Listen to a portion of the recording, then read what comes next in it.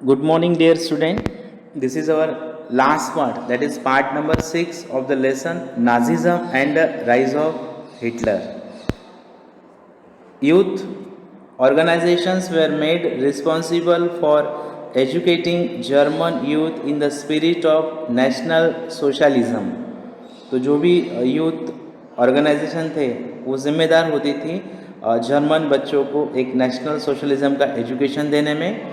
10-year-olds had to enter Jungvolk. अब what is mean by Jungvolk, उसका meaning है Nazi youth groups for children below 14 years of age. मतलब 14 years के as के नीचे के जो भी बच्चे हैं वो जंग वोक में भेजे जाते थे, जहाँ उनको पर्टिकुलर प्रकार का ट्रेनिंग दिया जाता था. At 14, all boys had to join the Nazi youth organization Hitler Youth, where they learn to worship war, glorify aggression and violence, condemn democracy and hate Jews, communists, gypsies and all those categorized as undesirable. See what bad type of teaching was given by Nazi German to the Nazi students. मतलब up to the 14th year के जो बच्चे थे वो जंग walk में भेजे जाते थे, जहाँ उनको स्पेशल ट्रेनिंग दिया जाता था.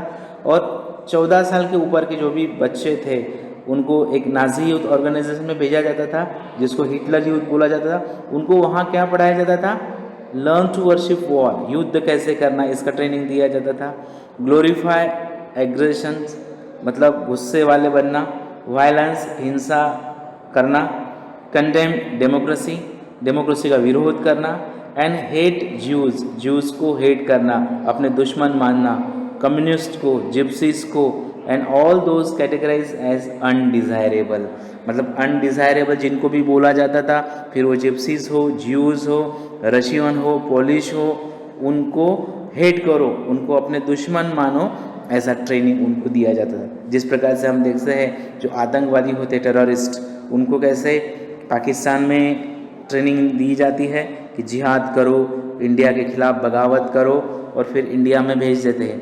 कभी कभी वो सुसाइड बॉम्बर होते हैं, आप खुद तो मरते हैं लेकिन बाकी के भीड़ को लेके भी मर जाते हैं. ऐसे वो आतंकवादी है, ऐसा उनको ट्रेनिंग दिया जाता है. Kasab is the best example हमने देखा था जो मुंबई अटैक में था.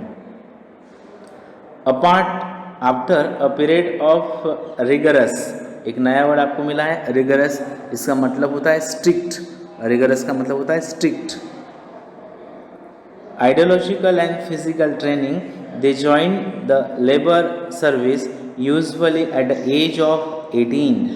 तो इतना आइडियोलॉजिकल और फिजिकल स्ट्रिक्ट ट्रेनिंग देने के बाद वो एक लेबर सर्विस को वो बच्चे ज्वाइन करते थे at the age of 18.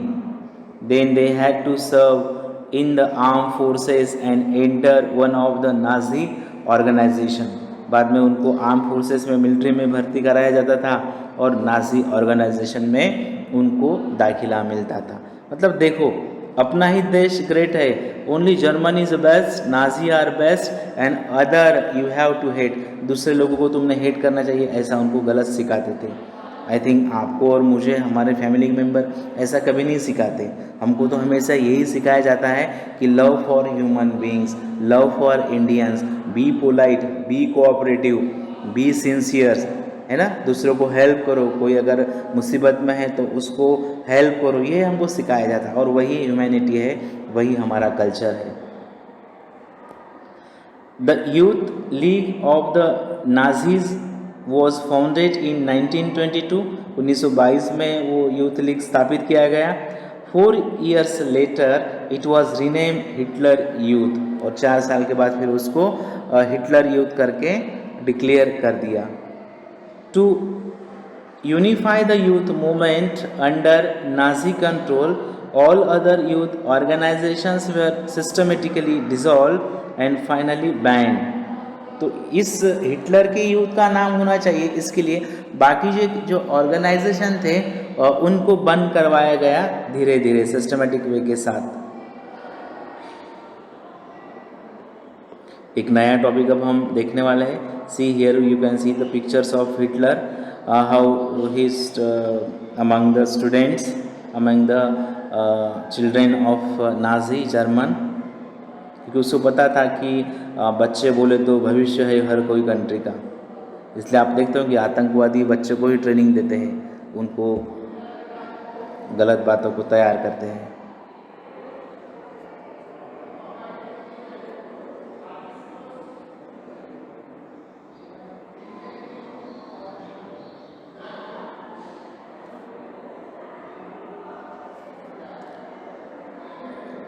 Next नया टॉपिक है हमारा the Nazi cult of motherhood.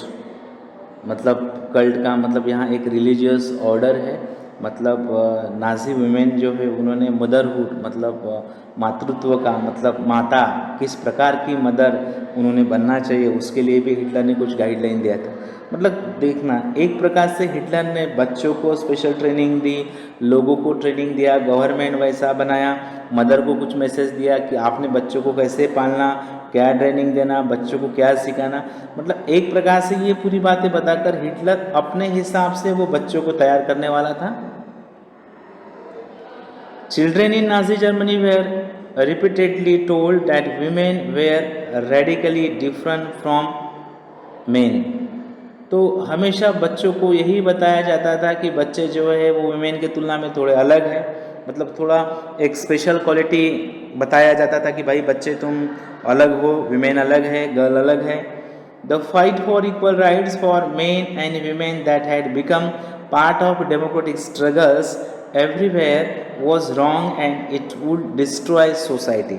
अब उस समय भी, हिटलर के समय भी अलग अलग देशों में इक्वलिटी की मूवमेंट चल रहे थे। मतलब मेल और फीमेल इनमें इक्वलिटी आनी चाहिए। मतलब जिस प्रकार से लेडीज़ को खाना बनाना पड़ता है, कपड़े धोने पड़ते हैं, हर कोई काम करना पड़ता है, तो उसमें इक्वलिटी आनी चाहिए। और मेल को सुपीरियर माना जाता था, फीमेल को इन्फीरियर माना जाता था।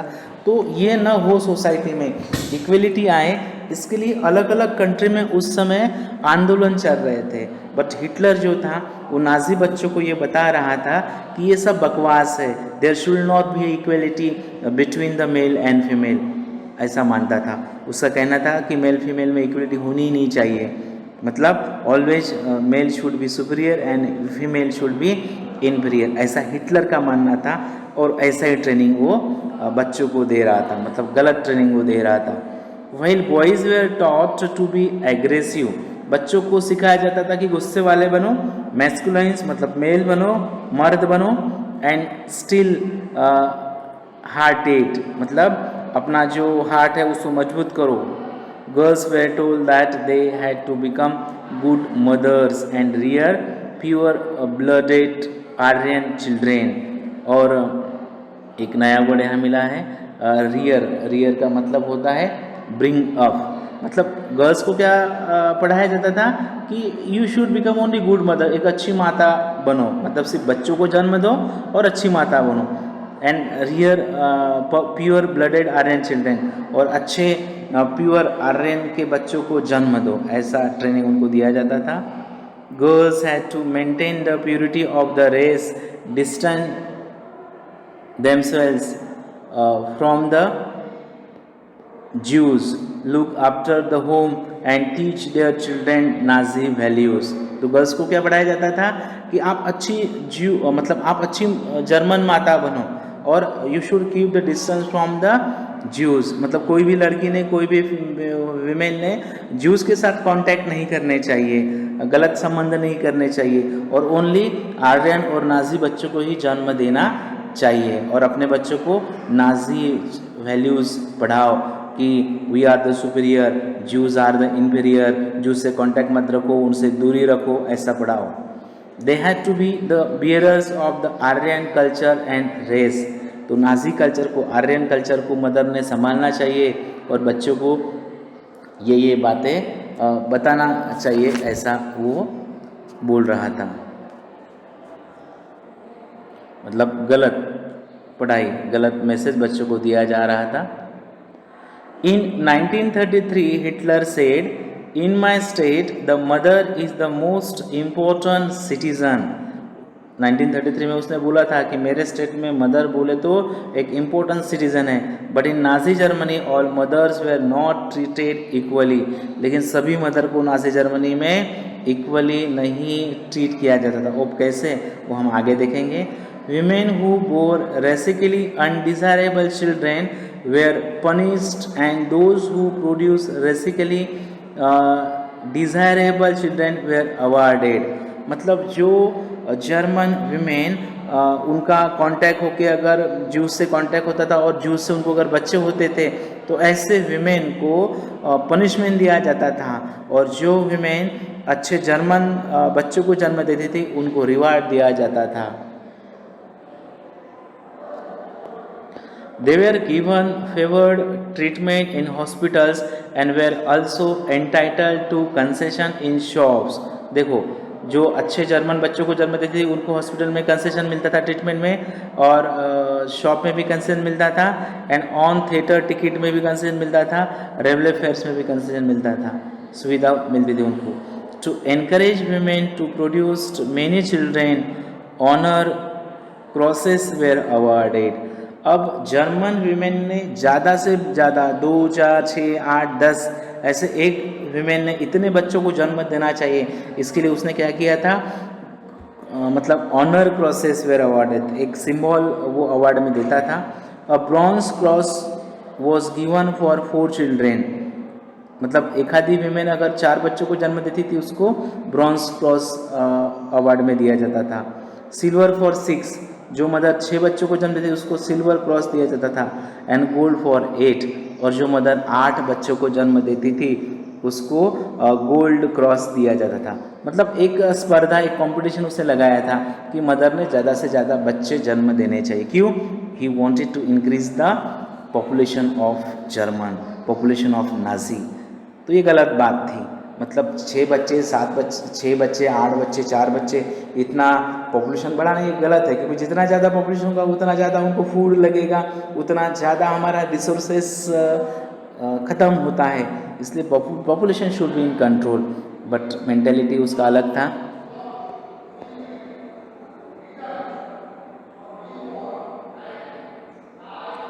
ऑल आर्यन वीमेन हु डिवाइटेड, एक नया वर्ड हमको मिला है। डिवाइटेड का मतलब होता है टर्न अवे, दूर करना, भेजना अलग जगह। All Aryan women who deviated from the prescribed code of conduct were publicly condemned. जो भी आर्यन वुमेन उसके रूल्स को नहीं मानती थी उसको पब्लिक के साथ उसका विरोध होता था, एंड सीवियरली पनिश्ड, और पब्लिक में ऐसी औरत को, ऐसी जर्मन लेडीज़ को पनिशमेंट दिया जाता था। Those who maintained contact with Jews, Poles and Russians were paraded through the town with shaved heads, blackened faces and placards hanging around their necks announcing, "I have sullied the honor of the nation." एक नया word यहाँ मिला है। पैराडेड का मतलब होता है processions, उसका जुलूस निकालते थे सबके साथ। और एक नया और यहाँ वर्ड आपको मिला है सुलाइड, उसका मतलब होता है स्पॉइल करना, नष्ट करना। और शेव हेड्स तो आपको पता है, शेव हेड्स मतलब गंजा करना, वो लेडीज़ के बालों को निकाल देना, टकला करना, उनको गंजा करना। ठीक है। अब देखो हिटलर ने क्या बोला था कि no German women will contact with Jews, Poles and Russian. मतलब किसी भी जर्मन औरत को जूस से, पोल से या रशियन से बच्चा नहीं होना चाहिए। अगर ऐसा पाया जाता था तो वो क्या करता था, those women were paraded through the towns, मतलब उसको उस वुमेन का लोगों के साथ जुलूस निकलाया जाता था, विथ शेव्ड हेड, उसके बालों को गंजा किया जाता था, पूरे हेड को टकला किया जाता था। ब्लैक एंड फेसेस, उसके चेहरे पर पूरा काला पोछा जाता था। And placards hanging around their necks, और गले में एक प्ले कार्ड्स, एक नोटिस बोर्ड लगाया जाता था अनाउंसिंग, उसमें क्या लिखा था, आई हैव सुलाइड। सुलाइड का मतलब होता है स्पॉइल करना, नष्ट करना, the honour of the nation, मैंने राष्ट्र के सम्मान को हानि पहुंचाई है। इस ऐसा प्ले कार्ड उस औरत के गले में लटकाया जाता था और उसको सब पब्लिकली घुमाया जाता था। देखो इतना गलत बात वो करता था। Many received jail sentences and lost civic honor as well as their husbands and families for this criminal offense. अब जो भी लेडीज़ ऐसे कांटेक्ट में पाई जाती थी पुलिस के साथ, रशियन के साथ या जूस के साथ, तो ऐसे लेडीज़ को तो ऐसे चौराहे में पूरे चौक में घुमाया जाता था गंजा करके, मुंह को काला लगा के, लेकिन उसके हस्बैंड और उसके पिताजी को भी पनिशमेंट मिलता था, मतलब उनके जो भी ऑनर होते थे, सम्मान होते थे, वो वापस लिए जाते थे। तो इस प्रकार का एक स्ट्रिक्ट एक्शन हिटलर लेता था against the German women. New topic we will understand, that is the art of propaganda. Propaganda का मतलब होता है इंफॉर्मेशन देना, एडवर्टाइज, ठीक है। तो द आर्ट ऑफ प्रोपेगेंडा क्या है वो हम देखेंगे। The Nazi regime use language and media with care. जो नाजी थे वो लैंग्वेज का और मीडिया का इस्तेमाल केयरफुली करते थे, and often to great effect, बहुत प्रभावशाली। The terms they coined to describe their various practices are not only deceptive. Deceptive का मतलब होता है misleading. Various practices are not only deceptive, मतलब सिर्फ मिसलीडिंग तो नहीं होती थी, बहुत ही गलत प्रकार से वो करते थे अपने एक्टिविटीज़ को। दे आर चिलिंग्स, मतलब बहुत ही गलत थी उसकी कंसेप्ट, उनके process. Nazis never use the words kill और murder in their official communications. वो उनके ऑफिशियल कम्युनिकेशन में ऐसा कभी नहीं बोलते कि भाई इसका मर्डर कर दो या इसको मार दो, मतलब किसी ज्यूस को, किसी पोलिश को, किसी रशियन को अगर उनको मरवाना था तो ऐसा नहीं बोलते थे कि किल हिम और मर्डर हिम। वो क्या बोलते थे, आगे देखो। Mass killings were termed special treatment, final solutions for the Jews। मतलब अगर ज़्यादा मात्रा में ज्यूस को किल करना है तो क्या कहते थे, भाई इसको थोड़ा स्पेशल ट्रीटमेंट दे दो, इसका फाइनल सोल्यूशन कर लो, मतलब कोड वर्ड रहते थे उनके। दे इथोनसिया फॉर द डिसेबल, जो भी डिसेबल थे, प्रॉपर नहीं थे, मेंटल डिसऑर्डर में थे, उनको बोलते कि इसको इथोनसिया दे दो, मतलब मरवा दो। सिलेक्शंस एंड डिसइंफेक्शंस, तो इस प्रकार के वर्ड वो यूज़ करते थे। Evacuations meant deporting people to gas chambers. Evacuation का मतलब है लोगों को गैस चैम्बर में ढकेल देना, भेज देना।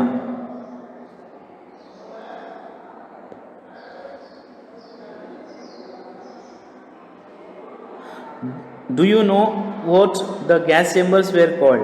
और आपको पता है गैस चैम्बर्स को क्या बोलते थे? They were labelled disinfections areas and looked like bathrooms equipped with fake shower heads. ऐसा रूम होता था बाथरूम जैसा, ऊपर से शावर होता था, and through that showers a poisonous gas was entering. और वो बाथरूम में, उस रूम में जितने भी लोग होते थे, they were died with that poisonous gas. Media was carefully used to win support for regime and popularize its world view. मतलब मीडिया का केयरफुली यूज़ होता था उनके रिजिम के लिए। Nazi ideas were spread through visual images, films, radio, poster, catchy slogans and leaflets. Leaflets एक नया word है। लिफलेट्स का मतलब होता है पैम्पलेट। वो पैम्पलेट नहीं आते कि न्यूज़पेपर में हम देखते हैं, अगर मोरबी में कोई ब्यूटी पार्लर या कोई नया शॉप, नया होटल खोला तो पैम्पलेट आता है जिसमें लिखा रहता है new opening of this hotel और दिस ब्यूटी पार्लर और फॉर शॉप। तो उससे हमको पता चलता है कि एड्रेस क्या है, वहाँ कौन सी चीज़ें मिलेंगी। तो देखो Nazi ideas were spread through visual images, मतलब नाजी का पॉपुलराइज होने के लिए, उसका एडवर्टाइज होने के लिए इमेजेस, फिल्म बनते थे नाजी पार्टी के ऊपर, रेडियो से, पोस्टर से, कैची स्लोगन्स एंड लिफलेट्स, पॉम्पलेट के जरिए कैची स्लोगन्स के लिए, वो लोगों को अट्रैक्ट करते थे। जैसे आप देखते हो ना, बीजेपी और कांग्रेस अपने पार्टी का नाम होने के लिए अलग अलग स्लोगन्स का यूज़ करते हैं। जैसे कांग्रेस यूज़ करता है गरीबी हटाओ, है ना, गरीबी हटाओ मुहिम बाय द कांग्रेस। या फिर मोदी, जो बीजेपी होता है, वो नरेंद्र मोदी को पॉपुलराइज करने के लिए, बीजेपी को पॉपुलराइज करने के लिए आप देखते होंगे हर हर मोदी, घर घर मोदी, या फिर मोदी है तो मुमकिन है, ऐसे कैची स्लोगन्स होते हैं जो उस पार्टी के द्वारा दिए जाते हैं, जो लोगों को अट्रैक्ट करते हैं कि भाई नहीं, ये पार्टी बेस्ट है। इसी प्रकार से नाजी पार्टी क्या करती थी, कैची स्लोगन बनाती थी ताकि लोग नाजी पार्टी की तरफ अट्रैक्ट हो। पोस्टर, फिल्म, रेडियो के ज़रिए लोगों को अट्रैक्ट करती थी। इन posters, groups identified as the enemies of Germans were stereotyped, mocked, abused and described as evil. Poster के ज़रिए जो भी नाजिस के दुश्मन थे उनको गालियाँ देते थे और उनको दुश्मन कहा जाता था। आप देखते हो ना, हम सो सॉरी देखते हैं टेलीविज़न पर, सो सॉरी, तो सो सॉरी में आप देखते होंगे करंट सिचुएशन के ऊपर उसमें आता है। जब इलेक्शन थे 2019 के लोकसभा के, तो उसमें आपने देखा था वो कार्टून के ज़रिए नरेंद्र मोदी, सोनिया गांधी, राहुल गांधी, मुलायम सिंह यादव या फिर अरविंद केजरीवाल, वो कैसे कार्टून बनाते थे, गाड़ी की तरह चलते थे और सबसे आगे कौन निकलता है उससे कार्टून हमको दिखाई देते थे। Socialists and liberals were represented as weak and degenerate. The socialists और liberals को weak माना जाता था। They were attacked as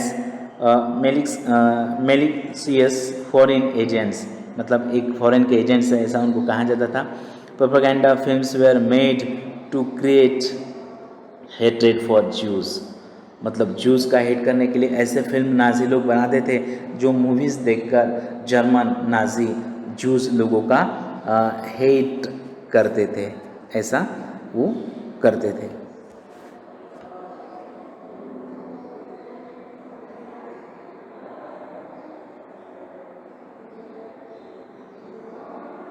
the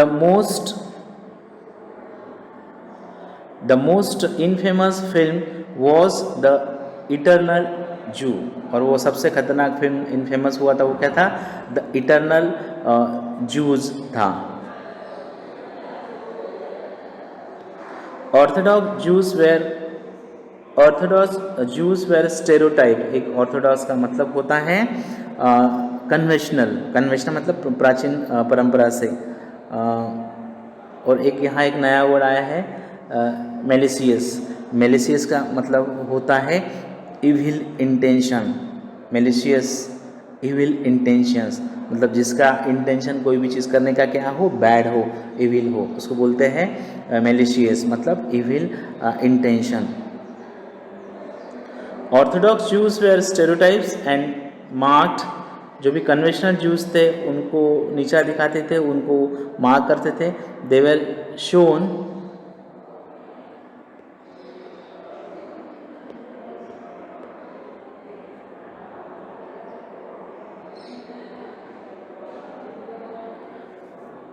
They were shown with flowing beards, wearing kaftans, मतलब दाढ़ी बड़ी हुई, कफ्तान पहना हुआ है उन्होंने।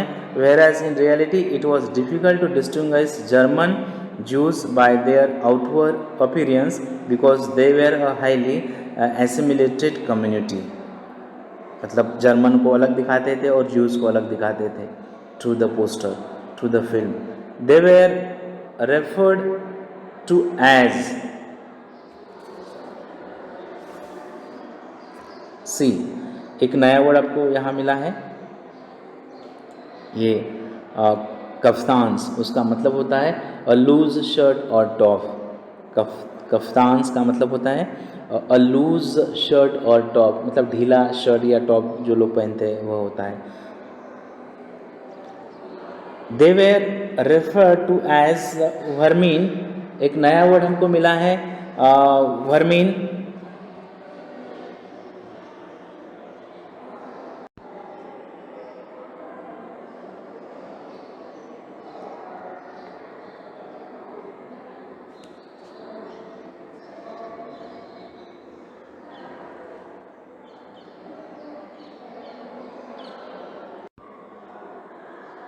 They were refer to as vermin. Vermin का मतलब होता है wild animals, rats and paste.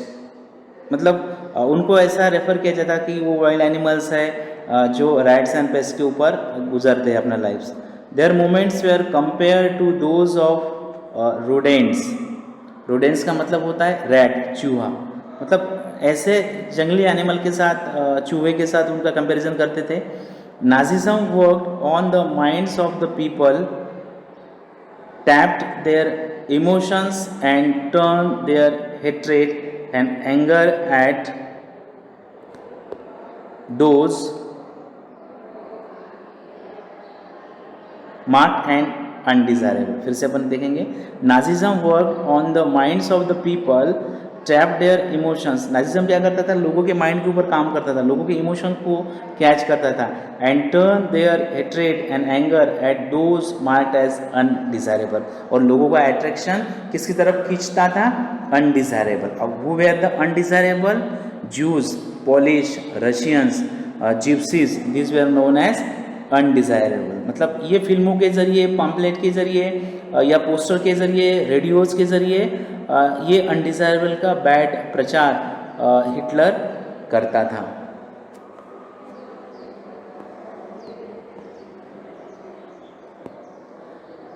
The Nazis made equal efforts to appeal to all different sections of the population. The Nazis made equal efforts to appeal to all the different sections of the population। इस प्रकार से Nazi लोगों ने अलग अलग population का एक section of group को अट्रैक्ट करने का काम किया।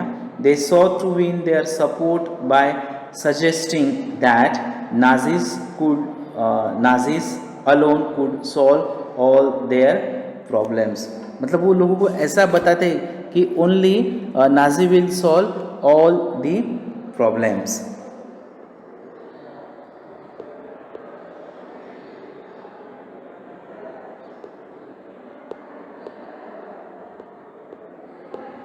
New topic we will understand,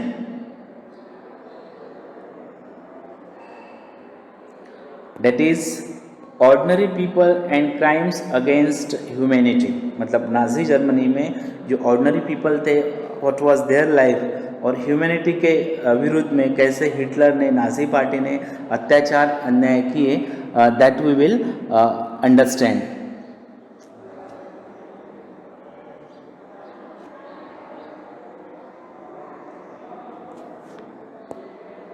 how did the common people react to Nazism. मतलब सामान्य जो लोग थे नाजिज्म में, जर्मनी में, उन्होंने नाजिज्म के खिलाफ कैसा रिएक्शन दिया, that we will understand. Many saw the world through Nazi eyes and spoke their mind in Nazi language. मतलब सभी लोगों ने नाजी आइज के द्वारा ही सब कुछ देखा और उनके ही माइंड के जरिए भाषा बोली। They felt hatred and anger surge. एक नया वर्ड हमको मिला है, सर्ज का मतलब होता है सडन इंक्रीज, कोई चीज़ में सडन इंक्रीज होना। They felt hatred and surge inside them when they saw someone who looked like अ जू। मतलब जू जैसा कोई दिखता था तो लगे एकदम वो लोग गुस्सा करते थे। They mark the houses of Jews and reported suspicious neighbours. मतलब अगर जू जैसा कोई दिखा जर्मनी में तो वो एज ए सस्पिशियस नेबर करके मार करते थे और ट्राई करते थे कि उसको जल्द से जल्द उसको मारा जाए। दे genuinely believed Nazism would bring prosperity and improve general well-being। वो हमेशा ये बोलते थे कि only because of the Nazi ideology, Nazi society, the German will develop a lot।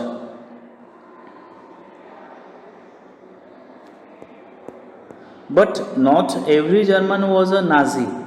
लेकिन हर कोई जर्मन व्यक्ति नाजी नहीं था। Many organized active resistance to Nazism। बहुत लोगों ने नाजिज्म को विरोध किया। Braving police repressions and death. Police का भी विरोध किया, नहीं मानी बात, और उनको मरना पड़ा, फिर भी उन्होंने विरोध किया। The large majority of Germans however were passive onlookers and apathetic. एक नया वर्ड हमको मिला है एपेथेटिक, इसका मतलब होता है अनइंटरेस्टेड, अनइंटरेस्टेड। तो were passive onlookers and apathetic witness, बहुत से जर्मन जो लोग थे वो अनइंटरेस्टेड थे, वो जुल्म सहते थे, विरोध नहीं करते थे, कुछ ही लोग विरोध करते थे। They were too scared of act करने को डरते थे, टू डिफर टू प्रोटेस्ट, विरोध नहीं करते थे। दे प्रिफर्ड टू लुक अवे, मतलब जहाँ अत्याचार अन्याय होते थे वहाँ देखे बिना वो दूसरी जगह देखते थे, मतलब विरोध नहीं करते थे नाजिज्म का।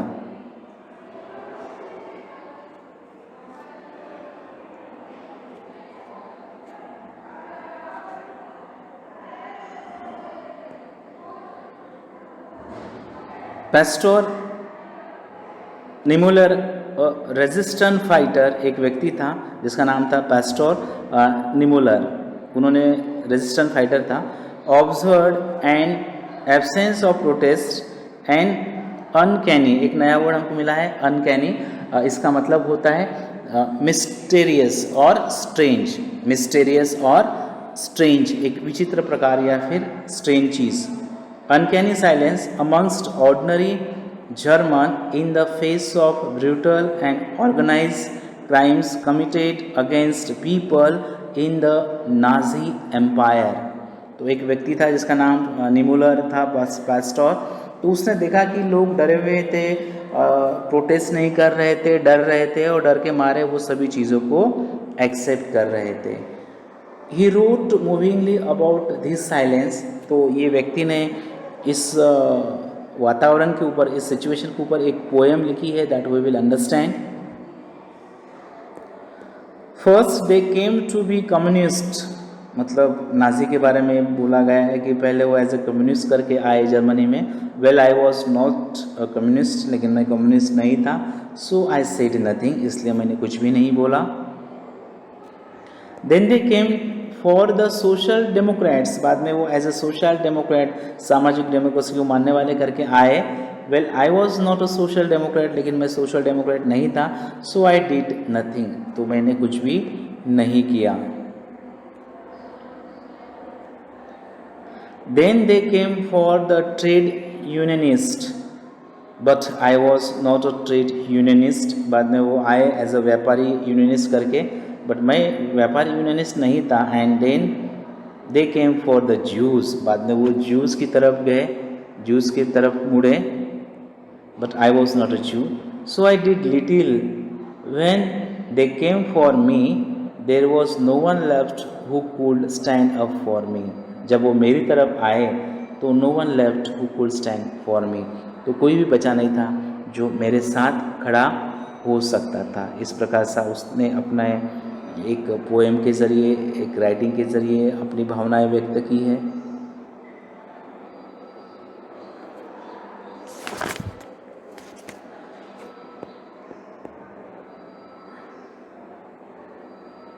What Jews felt in Nazi Germany is a different story altogether। अब ज्यूज़ को नाजी जर्मनी में क्या लगा वो अलग स्टोरी है, क्योंकि ज्यूज़ के बारे में तो किसने समझा ही नहीं है। Charlotte Beradt secretly recorded people's dreams in her diary, एक राइटर थी जिसने चार्लोट बेरेट्स, उसने अपनी डायरी में लोगों के ड्रीम्स, बातें लिखी in her diary, and later publish them in a highly contrasting book called the Third Reich of Dreams. एक बुक लिखा, उसमें उसने लोगों के विचार, ज्यूज़ के विचार नाजी के प्रति क्या थे वो उस बुक में लिखे उसने। She describes how Jews themself began believing in the Nazi stereotypes about them, वो अपने बारे में क्या सोचते थे वो लिखा उसमें। They dream of their hooked noses, hooked का मतलब होता है कर्व्ड, ऐसा कर्व शेप उस नोजेस को था। Hooked curve noses, black hair and eyes, black hair थे, आइज थी। Jewish looks and body movements सब उसमें दिया था। The stereotypical image publish in the Nazi press haunted the Jews, वो बुक में पब्लिश की थी। They trouble them even in their dreams, मतलब सपने में भी नाजी उनको डराते थे जूस को। Juice died many death even before they reach the gas chambers, मतलब गैस चैम्बर तक पहुंचने के पहले ही जूस मर जाते थे, क्योंकि इतना पनिशमेंट उनको by the Nazi, by the German, bye the Hitler मिलता था। दैट इज़ वाई हमने देखा है कि सेकेंड वर्ल्ड वार में जब जर्मनी का हार हुआ तो बाद में अब हिटलर को पता था कि अब इंग्लैंड, फ्रांस और रशिया एलिट पावर उसको टुकड़े टुकड़े करेंगे, इसलिए खुद ही उसने क्या किया, सुसाइड किया। इसलिए हेलमट के फादर ने सुसाइड किया। वो जो फ्लैश बाय टेक्निक हमने देखा कि पहले हेलमट के फादर कोई डिस्कशन करते हैं और हेलमट सुनता है, बाद में सुसाइड करते हैं, बाद में लेसन का स्टोरी शुरू होता है कि हाउ द लेसन स्टार्टेड, मतलब it was a mistake of Nazi, it was a mistake of Hitler and because of his policies. जब उस जर्मनी का हार हुआ इंग्लैंड, फ्रांस, रशिया के साथ, एलिट ग्रुप के साथ, तब हिटलर को लास्ट में सुसाइड करना पड़ा, अपनी जान देनी पड़ी। Next topic we will understand knowledge about the Holocaust. Holocaust मतलब जब वो डिस्ट्रक्शन होता था, उनको मरवा देते थे, तो वो क्या था, that we will understand. Informations about Nazi practices had trickled, एक नया वर्ड हमको मिला है, ट्रिकल का मतलब होता है flow, flow FLOW, flow, trickled out of Germany during the last years of the regime, but it was only after the war ended and Germany was defeated that the world came to realize the horrors of what had happened. अब Germany second world war में हार गया था, अब पूरे विश्व को समझेगा कि what type of mistakes were done by the Hitler, Nazi and the German, किस प्रकार का अत्याचार, अन्याय उन्होंने जूस के ऊपर किया था। While the Germans were preoccupied with their own plight as defeated nation emerging out of rubble, rubble का मतलब होता है remains. The Jews wanted the world to remember the atrocities and sufferings they had endured during the Nazi killing operations. अब juice चाहते थे कि after the defeat of this Germany in second world war पूरी दुनिया देखे कि Nazis ने, German ने कितना अत्याचार, अन्याय जूस के ऊपर किया और किस प्रकार का खतरनाक सिचुएशन को जूस ने सहा। Also called the Holocaust. At its height, a ghetto